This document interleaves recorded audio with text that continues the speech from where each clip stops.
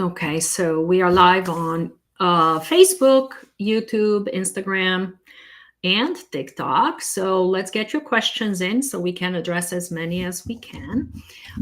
In the meantime, I'm going to talk about the new parole in place that was announced in June because we finally have a date.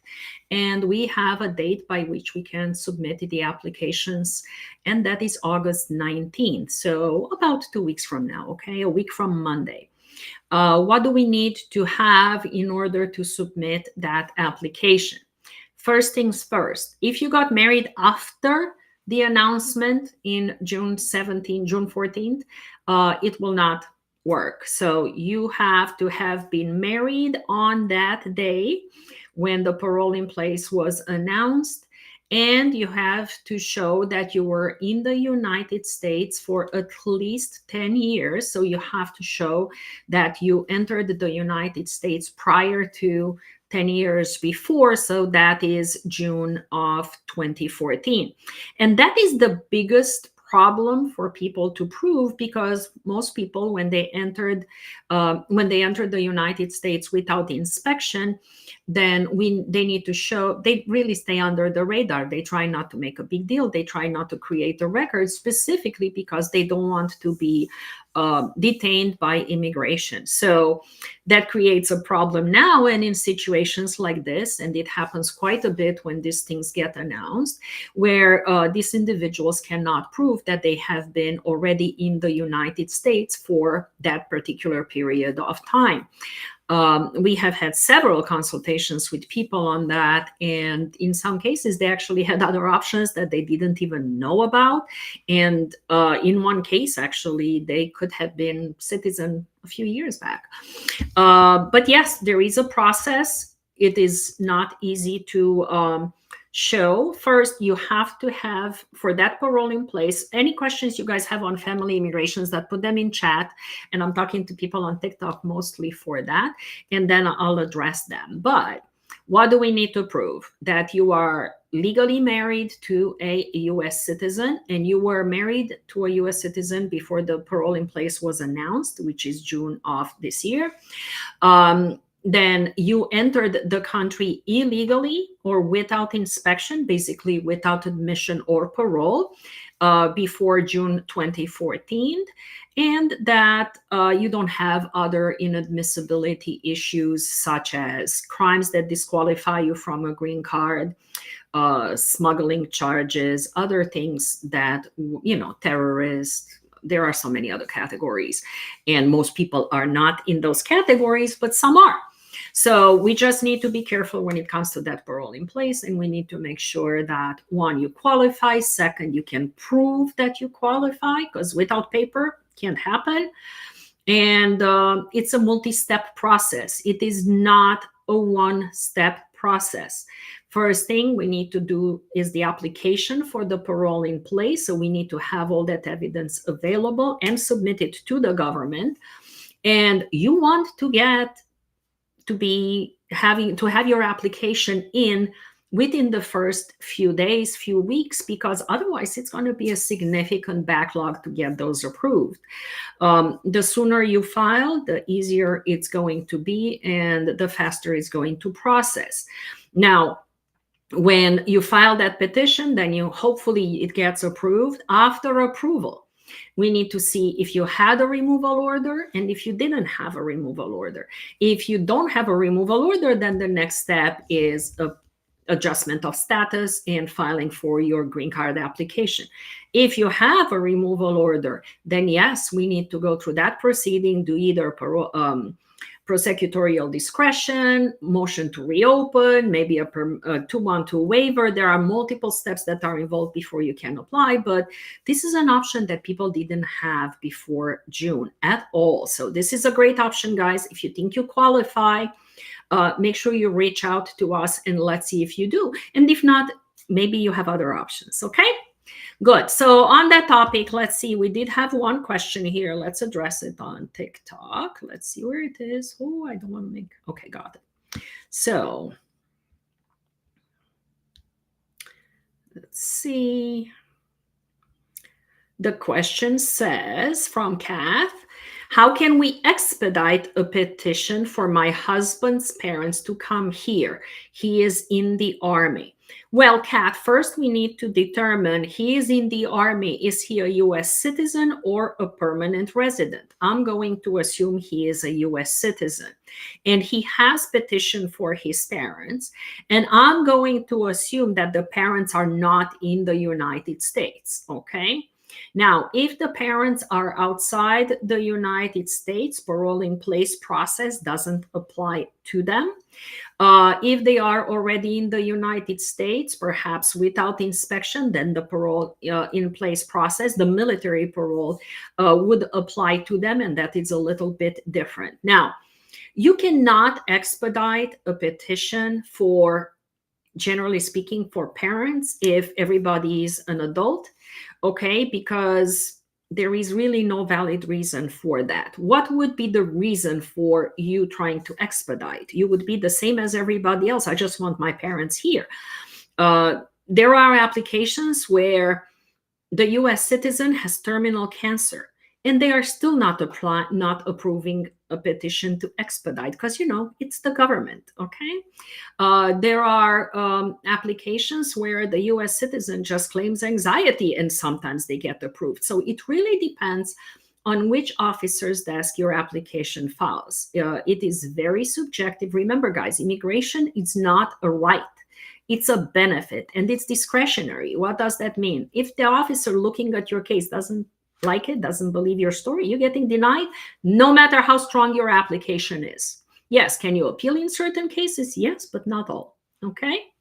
So Kat, hopefully that addressed your question. Do my government ID valid in the whole process, I-485? Torres, I don't understand your question. Kat, yes, US citizen, good. They are from the Philippines. What if my daughter has medical condition and I need their help so I can work? Would that be possible? Let me tell you why that wouldn't work. And everybody thinks that. I have 3 kids, I need to go back to work, or I have someone with a medical condition, I need someone to help me. The government's position is this: if you need help from someone from abroad, that means that person is coming here to be a caretaker or a babysitter or nanny or whatever. That takes away a job from a US worker. Okay? That will not work. That will not work. If your daughter has a medical condition, you need their help. Before your husband applied for them, maybe they had tourist visa, maybe there are other ways.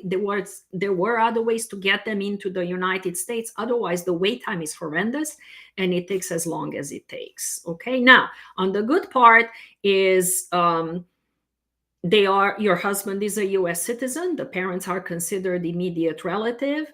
Now, remember with the storm that you guys had, I think it was a typhoon you guys had recently, the consulate is actually closed in Manila, and they just reopened, and it was closed for almost a month. So that obviously created a backlog there as well. Okay. So unfortunately, that will not work. Ray, I filed a VAWA in November of 2023. I got work authorization and travel documents. How long for approval? Ray, what you need to understand is this. In any case in immigration whatsoever, just because you get the work permit and the travel permit does not mean your application will be approved. There is no presumption that your case is solid or that you meet that criteria, because travel permit, work permit, green cards, VAWAs, they all have different criteria. And just because you get the work permit approved or the travel permit approved doesn't mean the actual application will be approved. But let's say it is all good and it's solid. The applications right now for VAWAs take about 3 to 3.5 years.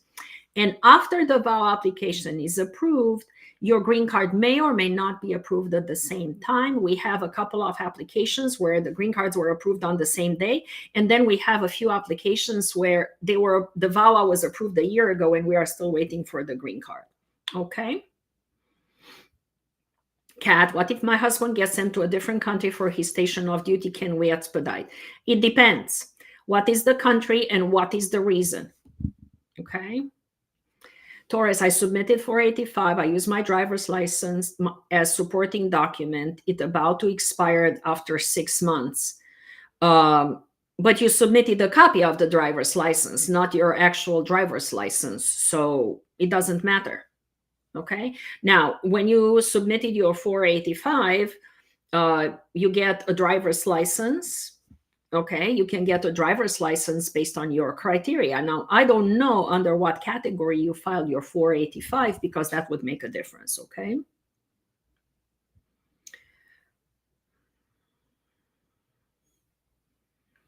Good, Ray, I'm glad. Kat. Okay, so he's being sent to Germany. Listen, it never hurts to try to expedite, Kat, but here is the thing.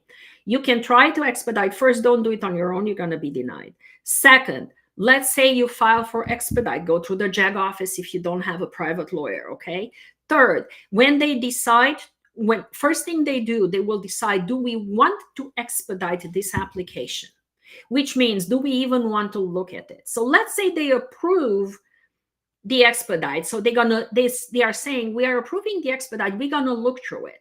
But then they still have to make a decision whether they are approving the application or not. So just because they would theoretically approve the expedite does not mean that they're actually going to approve the application or they're going to approve it any faster. Okay, so keep that in mind.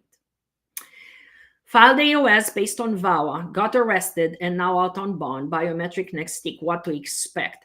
Depends on the arrest, why you were arrested and why you are out on bond. You may no longer be eligible for that VAWA. Please meet with your immigration attorney, and hopefully you filed with an attorney and not a notario or a paralegal. Talk to them and see how this changes your case, because you may need to shift into a different type of case if it's possible under your situation, rather than continuing with the VAWA. VAWA might give you another work permit for a while, but at some point you're going to get denied. Depending on your case. Again, I don't know what the crime is. Don't put it here, okay?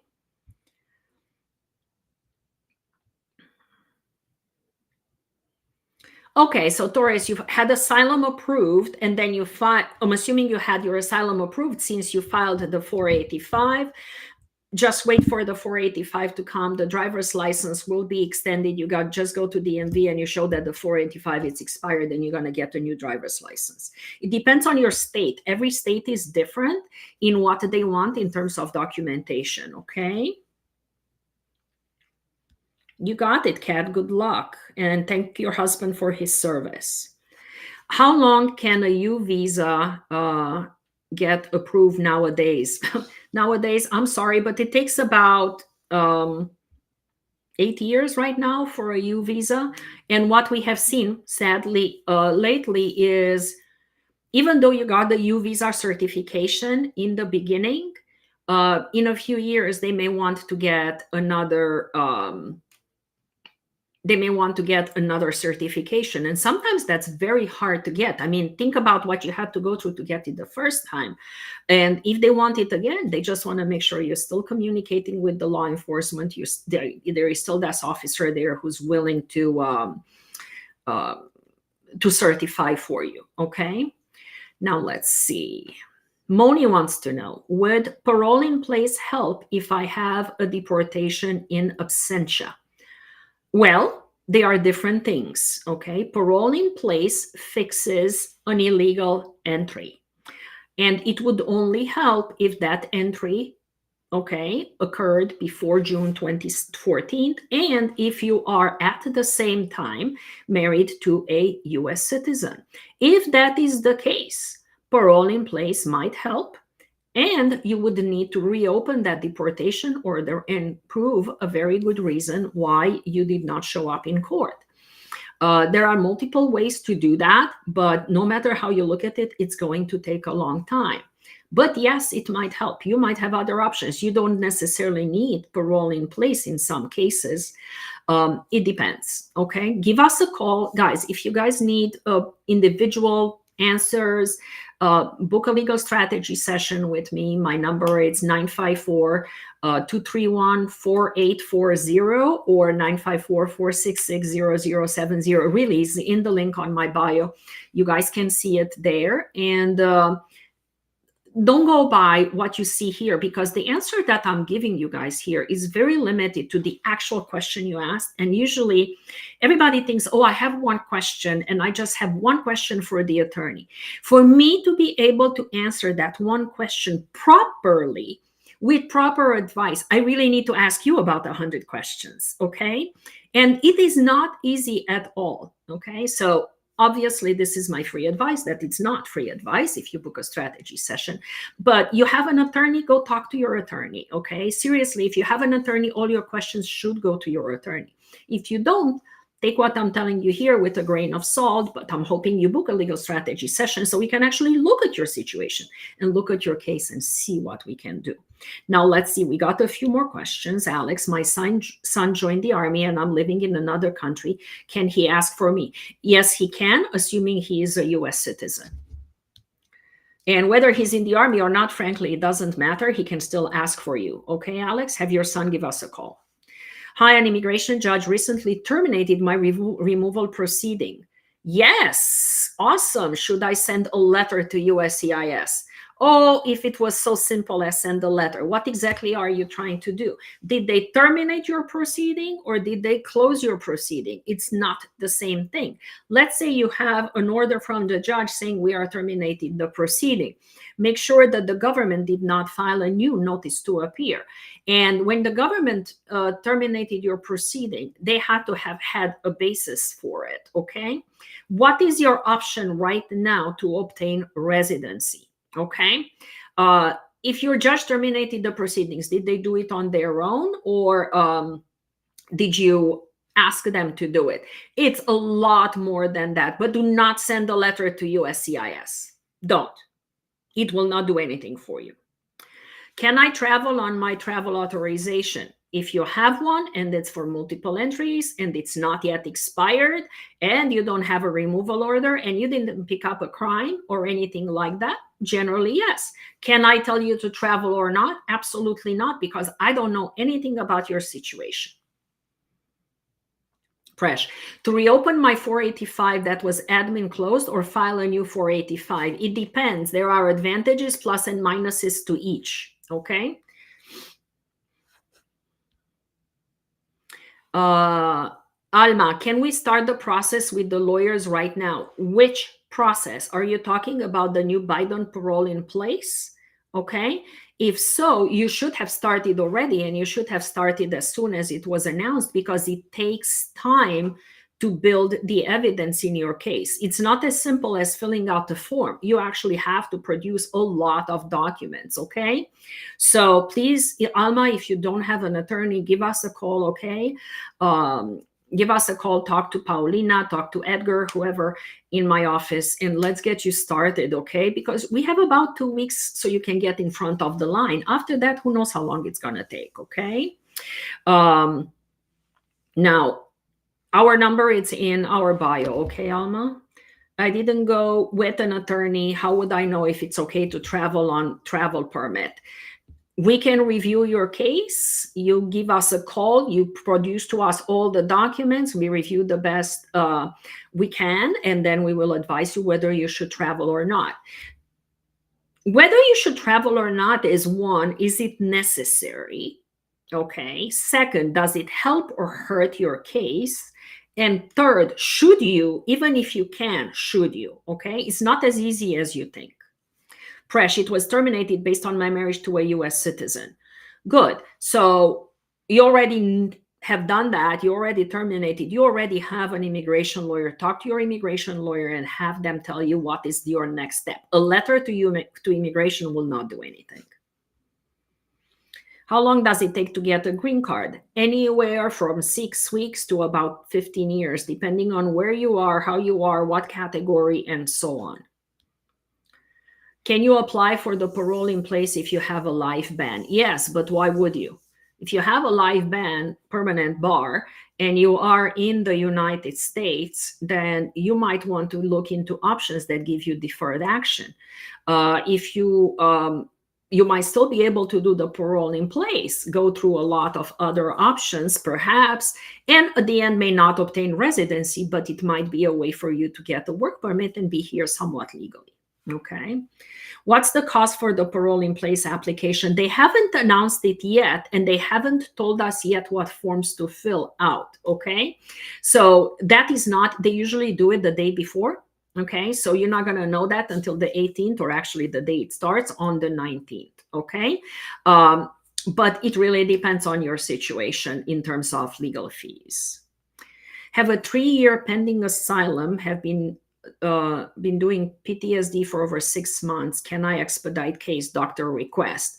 You do not want to expedite a pending asylum. You really don't. If you are in a pending asylum case, you have a work permit, you are fine until you have a way to actually get a green card. You should not expedite your case. You should not. Okay. Now, I'm telling you this based on that one simple question and not knowing everything else. Okay. But honestly, I don't see an advantage almost ever. How long for pro se fiance visa? If it's pro se or not doesn't make a difference in the processing time.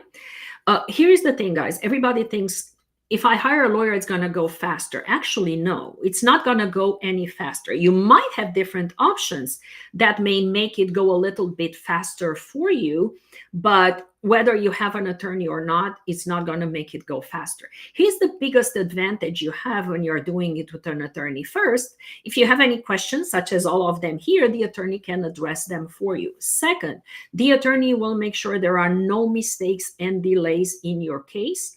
Or if there are any responses from the government, make sure the ball is not in your court for months and months in a row so that we can respond as soon as possible. That's the biggest advantage that you have with hiring an attorney. It's mistakes and delays. And everybody tries to save money, and I'm not going to do it with an attorney. It's okay. You don't have to. Okay. It's costing you significantly more later on in the process if you do need to hire a lawyer. And in most cases, at some point, you actually have to. Okay. It's going to cost you significantly more than having the attorney do it properly the first time. Keep that in mind. My pleasure, Shakira. How to expedite an I-130 that's pending since May 2023. I'm a U.S. citizen. A U.S. citizen just tells me the category. It doesn't tell me for what family member you applied. And frankly, there is no valid reason to expedite an I-130 unless it's for your spouse, she's sick or pregnant. Okay. And even then, they will not really approve them. Okay. Can I file my 485 and I-130 together while on deportation, or wait for my I-130 to be approved? It depends on your situation. Most of the time, you cannot file them together because while you are in deportation, again, it depends. Okay, USCIS does not have jurisdiction over your 485. How long are visa for marriage with U.S. citizen taking? Depending on your country. So it's a multi-step process. It goes to USCIS first. That could take anywhere from 6 months to 18 months. Then it goes to the National Visa Center. So it really depends on how fast are you moving there in submitting your document. And once you are your fiancé abroad is or marriage spouse abroad is case is documentarily qualified at the National Visa Center, only then you are in line for an interview. And then it depends on the consulate. I mean, Colombia was closed for a while. Philippines was just closed for a month. There are other countries who are not taking certain visa types. It's a mess out there. Shakira, I've been married 14 years to an American citizen. I'm going to do the parole in place. Make sure you meet all the other criteria. Make sure you are, you can prove that you entered illegally and you entered before the date, okay? Okay, all paperwork is approved. She's in Dubai. How long before she gets interviewed? When you say all paperwork is approved, where? At the I-130 stage at USCIS? Are we talking National Visa Center? when you say all paperwork is approved, doesn't tell me anything, okay? It could be approved at the consulate for all I know. I don't know. All right. My asylum case has been pending for a year. My kid was attacked by the police in my home country. Okay, you do not want your asylum case to be moving any faster, okay? I'm hoping that when you filed your asylum case, you listed your child, okay? Depending on your home country, there might be a parole option available. Most likely not. It's only available for like 7 countries. Shakira, it doesn't matter where we are located. I'm in Fort Lauderdale, Florida, but we have clients in all states and about 120 countries at this point. So it really doesn't matter. Immigration lawyers can help you regardless. And we do have people who speak Spanish, Portuguese, Haitian, Creole, Romanian, you name it, we have it, mostly. All right. My husband's a U.S. citizen. My I-130 has been under review since December 2022. Can I expedite? Maybe, maybe not. Maybe sometimes you need to involve your congressman or a senator. It really depends on what is the reason for expedite. Second, is it for your particular location and for that specific service center, is it past the processing time? If it's not, it's not, okay? You might not even be able to do an inquiry. I adore my daughter from India. Okay, and I did apply I-130. You mean you adopted, probably. Your daughter from India and did apply I-130 2020, still never received anything. When you say not anything, do you mean you don't even have a receipt? Or you have a receipt and it's still pending? Applications for children and for adult daughters are taking forever, okay? Forever, sadly. I got married, took divorce after 4 years, but I didn't receive my green card. Oh boy, okay. Depends on where you are in the process. You might not be able to still get one. When did you get divorced? Give us a call, okay? Give us a call, book a strategy session. Don't sit on that. Because if you got divorced more than 2 years ago, your options are already limited. Oh, Hamza, yeah, talk about Nairobi, holding the cases I-130 for many years for no reason. You don't know if it's the consulate. You don't know if it's the National Visa Center. Now, if you are already documentarily qualified, and it's been many years, okay, since then, makes no sense because even Nairobi is moving those cases, okay? If you're documentarily qualified, the only reason that they haven't booked you yet is because there is a huge line ahead of you. Other than that, and what dictates how many people they interview is their staffing. If this month they only have 3 officers and the next month they have 30, it's going to be a different number that they're going to interview, okay?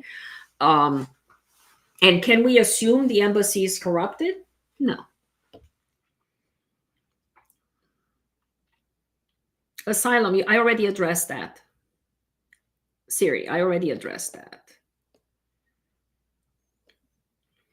So NVC approved all your paperwork. Great. Now next step is physical and then interview, waiting for interview in Dubai. Generally speaking, until you actually book the interview, they don't want you to do the physical. So make sure that is what it says in the instructions. And generally, they don't want the physical too soon before the interview. So you would probably have an interview date, or you may actually need to book it yourself. And if you didn't, doing the physical too soon, physical would expire. Okay, so be careful. Okay, so you do have a receipt and it's still pending. There is a way to see what the processing time is. You may be able to see that online. Okay, go to USCIS and do processing times. And then there is, after you do the processing times for that particular case, they want to see what your priority date is.